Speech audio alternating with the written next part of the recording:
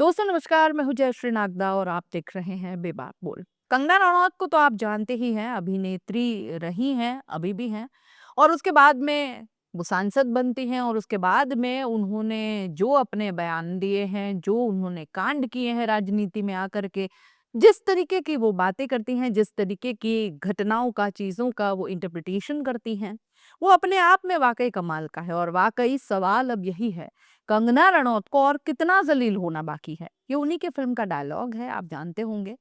जिस अभिनेत्री ने किसान आंदोलन की बुजुर्ग दादी, याद होगा आपको, उन दादी को 100 रुपए में किराए पर मिलने वाली बताया था, वही कंगना अब भटिंडा की अदालत में जाकर उन्हीं दादी से माफ़ी माँगने पर मजबूर हो गई।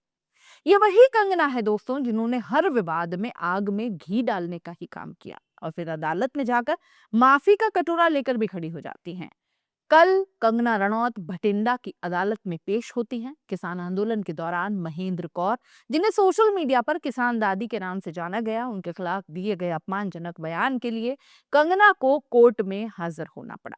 कोर्ट के बाहर उन्होंने मीडिया से कहा कि जो भी मिसअंडरस्टैंडिंग हुई है उसके लिए हमने खेद जताया है। माताजी को अगर कोई ठेस पहुंची है तो उसके लिए मैं दिल से माफी मांगती हूँ। मैं कभी सपने में भी नहीं सोच सकती कि किसी भी माता या बहन का अपमान करूं।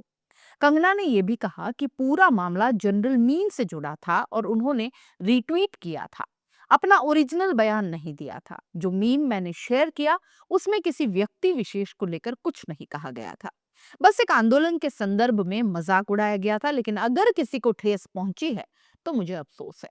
मगर जनता की याददाश्त इतनी कमजोर नहीं है दोस्तों। वो ट्वीट आज भी इंटरनेट पर तैर रहा है जिसमें कंगना ने शाहीन बाग की बुजुर्ग दादी और किसान आंदोलन की दादी को एक ही व्यक्ति बताते हुए लिखा था, ये वही दादी है जो टाइम मैगजीन में आई थी, 100 रुपए में हर प्रोटेस्ट में मिल जाती हैं। पाकिस्तानियों ने इस आंदोलन को हाईजैक कर लिया है।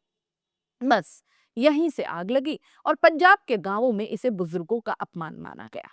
किसान संगठनों ने इस बयान को महिला और बुजुर्ग का सीधा अपमान बताया। आज वही कंगना भटिंडा कोर्ट में झुककर माफी मांगने लगी है। यह कोई अकेला मामला तो था नहीं दोस्तों। कंगना रनौत लगातार किसान आंदोलन को देशद्रोही, खालिस्तानी और नक्सली बताते हुए बयान देती रही हैं। उन्होंने यहाँ तक कह दिया था कि फार्मर्स प्रोटेस्ट में लाशें लटकी थी, रेप हो रहे थे, हत्याएं हो रही थी, वहां बांग्लादेश जैसा हाल था।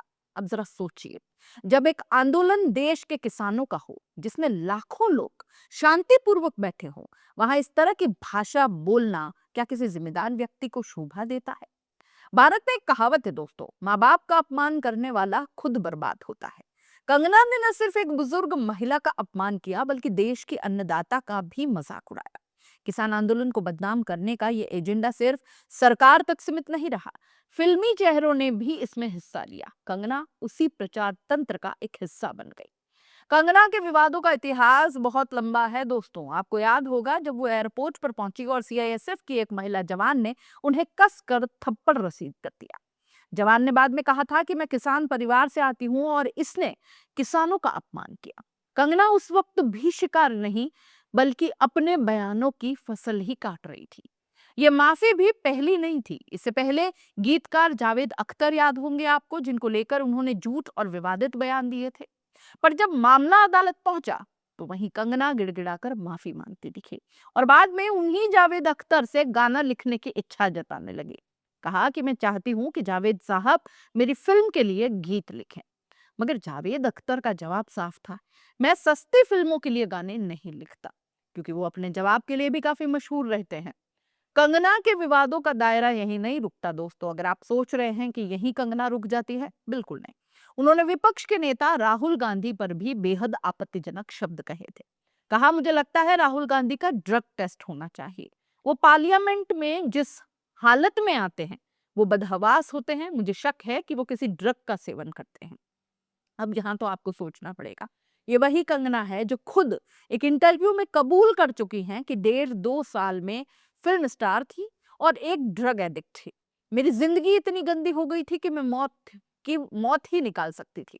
तो सवाल उठता है कि जब खुद आप ये कबूल कर चुकी हैं तो दूसरों पर झूठे आरोप लगाने का नैतिक हक कहाँ से आता है?